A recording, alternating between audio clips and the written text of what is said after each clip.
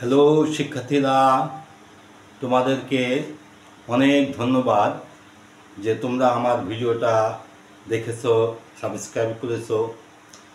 আমি আশা করি যে তোমরা আরও বেশি বেশি করে লাইক দেবে, কমেন্ট করবে, সাবস্ক্রাইব করবে।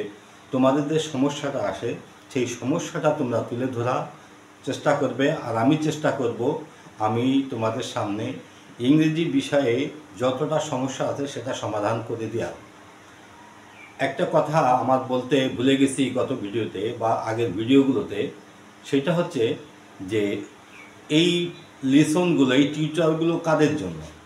এই টিউটোরিয়ালগুলো মূলত যাদের বিশেষ করে 9 থেকে যারা শুরু করেছে বা যারা ক্যারিয়ার তৈরি করছে, তো এটা যাদের বয়স 15 বছরের নিচে বা ক্লাস 9-10-এর নিচে পড়ে বা 8 কি 7-এ পড়ে, আসলে তারা ঠিক মতন এখনও বুঝতে পারবে না। তবে এটা নির্ভর করছে তার ম্যাচুরিটির পরে, তার মেন্টাল ম্যাচুরিটি, ফিজিক্যাল ম্যাচুরিটি না, মেন্টাল ম্যাচুরিটির পরে।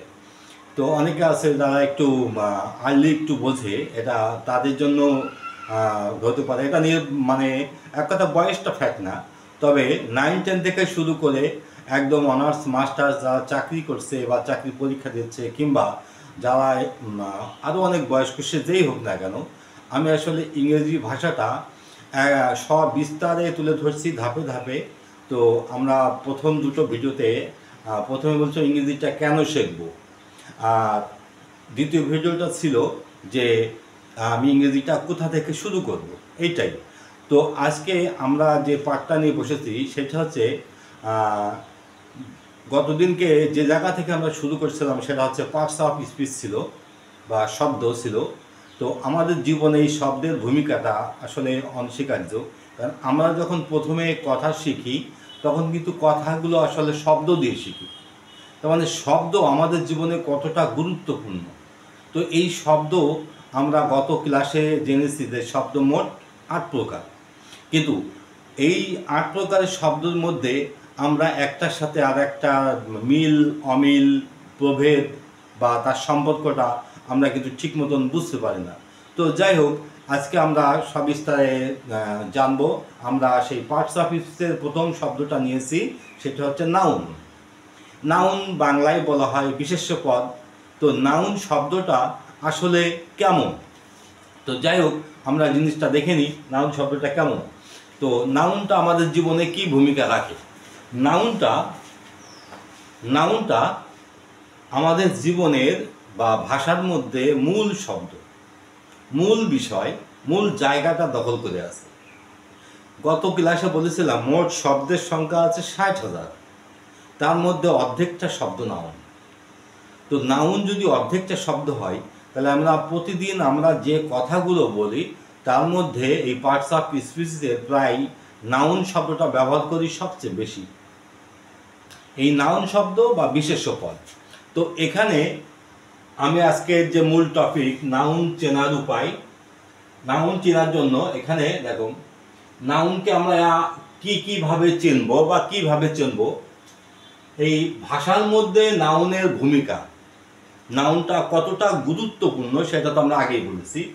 নাউনটা কোথায় বসে এটা আমরা আজকে সব দেখাবো। নাউনের সাথে সাবজেক্ট, অবজেক্ট এবং ফ্রেজের সম্পর্ক কি, নাউন কত প্রকার ও কি কি, এবং নাউনের সাথে আর্টিকেলের সম্পর্ক। তো এক এক করে আমরা আজকে প্রথম জিনিসটা বলি যে এই নাউনটা আমরা কিভাবে চিনব, একজন শিক্ষার্থী কিভাবে চিনবে যে কোন শব্দটা নাউন। নাউনটা হচ্ছে এরকম একটা বিষয় বলা যায় যে কোনো কিছু গড়ে ওঠে নাউনকে কেন্দ্র করে।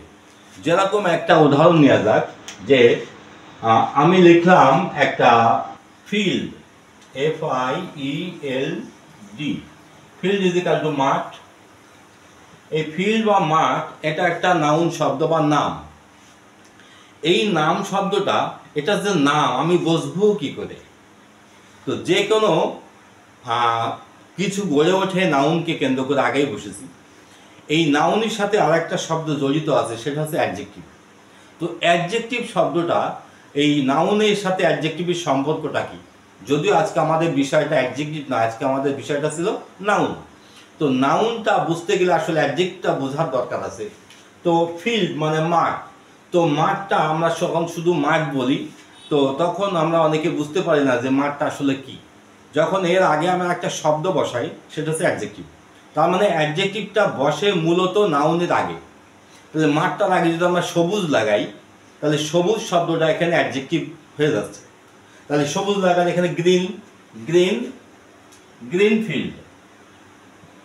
তো গ্রিন ফিল্ড, গ্রিনটা এখানে অ্যাডজেক্টিভ হিসেবে কাজ করেছে আর ফিল্ডটা এখানে নাউন হিসেবে কাজ করেছে। এই যে নাউন শব্দটা বাংলা ভাষায় এবং ইংরেজি ভাষায় নাউনটা শেষ বিন্দু হিসেবে কাজ করে, নাউনকে কেন্দ্র করে গড়ে ওঠে, এই জন্য একে বলা হয়েছে নাউন কমপ্লিমেন্ট। এই নাউন কমপ্লিমেন্টের বিষয়টা বলতে গেলে ভিডিওটা আরও অনেক বড় হয়ে যাবে, তো আমরা অন্য ক্লাসে শিখবো। তো নাউনটা কতটা গুরুত্বপূর্ণ এটা বোঝানোর জন্য আজকে তোমাদের এইটা বুঝাচ্ছি। এখানে আর একটা বিষয় বোঝার দরকার আছে, সেটা হচ্ছে যে এই নাউন একজন ছাত্রছাত্রী সে চিনবে কী করে, এইটাই মূল কথা, নাউনটা চিনবে কী করে।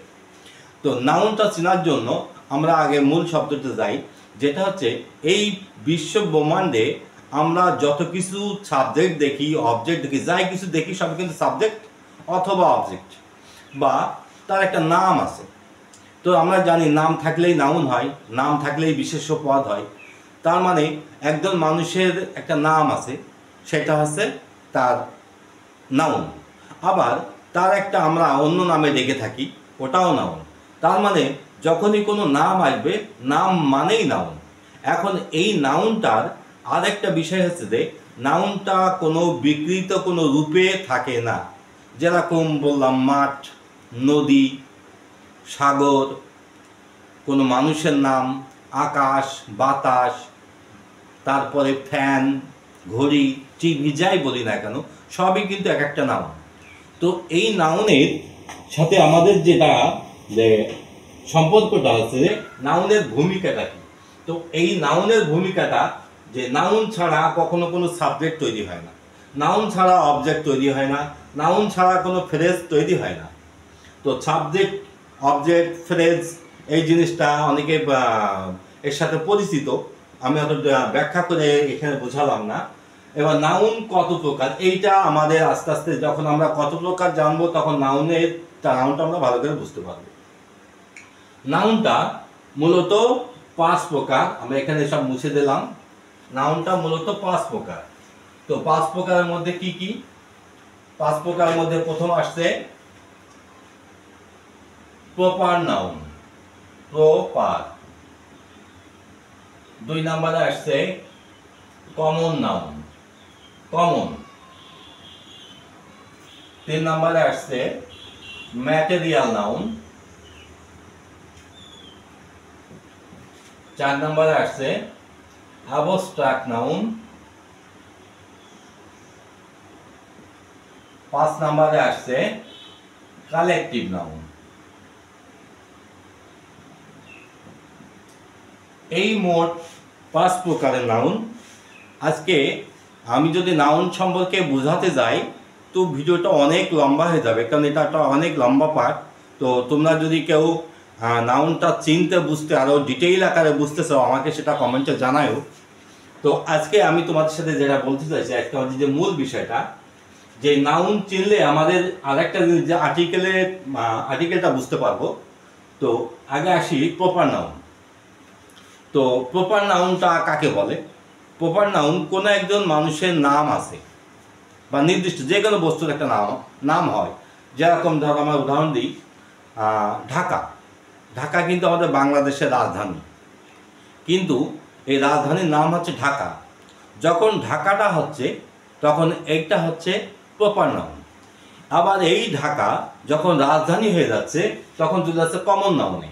কারণ কমন নাউন আর প্রপার নাউন দুটো প্রায় দেখতে একই রকম, কিন্তু পার্থক্যটা হচ্ছে এই যে যখন একজন মানুষের নাম হয়, যেমন রহিম কিংবা স্বপন, এইটা তার একটা নির্দিষ্ট নাম, ওই নামটার কারণ নেই, ওই নামটা তার একার। এই যে নামটা তার একার হয়, যেমন ঢাকা। ঢাকা পৃথিবীতে কোথাও নেই, দুটোও নেই, তিনটেও নেই, একটাই। যেমন হিমালয় একটা, সূর্য একটা, চাঁদ একটা, গঙ্গা একটা, পদ্মা একটা। এই যে সব এক একটা করে নাম, এর কোনো ডুপ্লিকেট নেই। এইটাই হচ্ছে প্রপার নাউন। আর কমন নাউন যার ডুপ্লিকেট আছে, বা অনেকটা বলা যায় এরকম যে পদ্মাটা একটা নদী, তাহলে পদ্মা হচ্ছে প্রপার নাউন, কিন্তু পদ্মাটা যখন নদীর রূপ ধারণ করছে তখন কিন্তু এটা কমন নাউন হয়ে যাচ্ছে, কারণ সকলেই পদ্মাকে নদী বলবে। তার মানে সকলে যে নামে ডাকে বা যে নাম ধরে সবাই ডাকে বা সবাই কথা বলে সেটা হচ্ছে কমন। আর যে নামটা আর কারণ নেই, শুধু একার, এটাকে বলে প্রপার নাউন। এই হচ্ছে কমন নাউন এবং প্রপার নাউন, এবং এই দুয়ের মধ্যে একটা বিরাট সম্পর্ক আছে। তো এটা আমি আরও বিস্তারিত করে পরবর্তীতে বোঝাবো।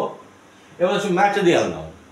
তো ম্যাটেরিয়াল নাউন, ম্যাটেরিয়াল হচ্ছে কোনো কিছু দিয়ে বানানো, কোনো কিছু দিয়ে বোঝানো, যেমন খাট, টেবিল, বেঞ্চ, কলম, বই, এইগুলোকে ম্যাটেরিয়াল নাউন কেন বলা হলো?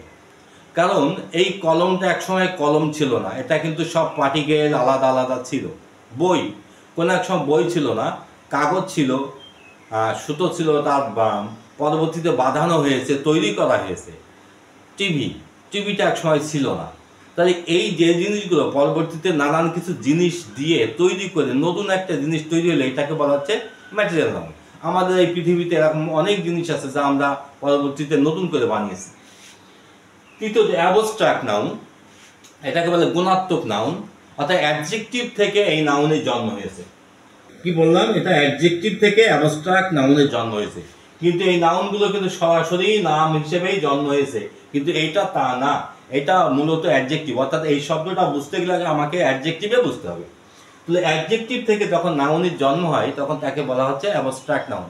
যেমন একটা উদাহরণ দেওয়া যাক, যেমন তিনি একজন সৎ মানুষ। সৎ একটা শব্দ, সৎটা কিন্তু কোনো নাম না, সৎটা একটা গুণ। এই যে সৎটা গুণ, এই সৎ শব্দটা যখন সততা হয়ে যাচ্ছে, সৎ প্লাস তা ইজিক্যাল টু সততা। তো আমরা জানি সতের ইংরেজি অনেস্ট, অনেস্টটার সাথে টি যখন যোগ হচ্ছে তখন অনেস্টি, ঠিক সতের সাথে যখন তা যোগ হচ্ছে সততা। এই সততা অর্থাৎ অ্যাডজেক্টিভ থেকে শব্দটা জন্ম হলো বলে শব্দটার নাম হয়ে গেছে অ্যাবস্ট্রাক্ট নাউন। ওকে, তো এইবার আসি কালেকটিভ নাউন। কালেকটিভ নাউন যেটা অনেকটা সংখ্যাবদ্ধ, দলীয়বদ্ধ, একসাথে যার একটা নাম, যেমন আর্মি, সেনাবাহিনী। সেনাবাহিনী কেউ কিন্তু একা না, পুলিশ একা না, একপাল গরু একা না, একটা না, অনেকগুলো। তারপরে যে কোনো বাহিনী হতে পারে, সেটা আমলিগ হতে পারে, বিএনপি হতে পারে, বা সেটা যেই হোক না কেন, যার একটা দল আছে, এই দলীয় জিনিসটাকে বলা হচ্ছে কালেকটিভ নাউন। যেমন স্টুডেন্টকে আমরা কালেকটিভ নাউন বলতে পারি, কারণ স্টুডেন্ট কিন্তু একা না, অনেকজন মিলেই একটা স্টুডেন্টস। তো এই যে সকল কিছু মিলে যখন একটা নাম হয় এটাকে বলা হচ্ছে কালেকটিভ নাউন। অ্যাবস্ট্রাক্ট নাউন যেটা অ্যাডজেক্টিভ থেকে জন্ম হয়, শব্দটা আগে নাউন ছিল না, অ্যাডজেক্টিভ থেকে জন্ম হয়েছে। ম্যাটেরিয়াল নাউন যেটা কোনো কিছুতে বানানো হয়েছে, নতুন করে তৈরি হয়েছে।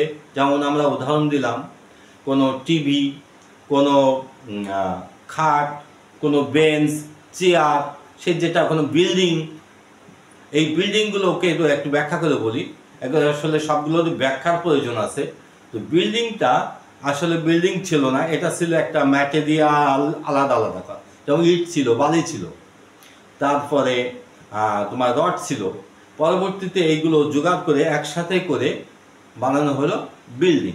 নতুন একটা নাম হয়ে গেল, নতুন একটা রূপ হলো।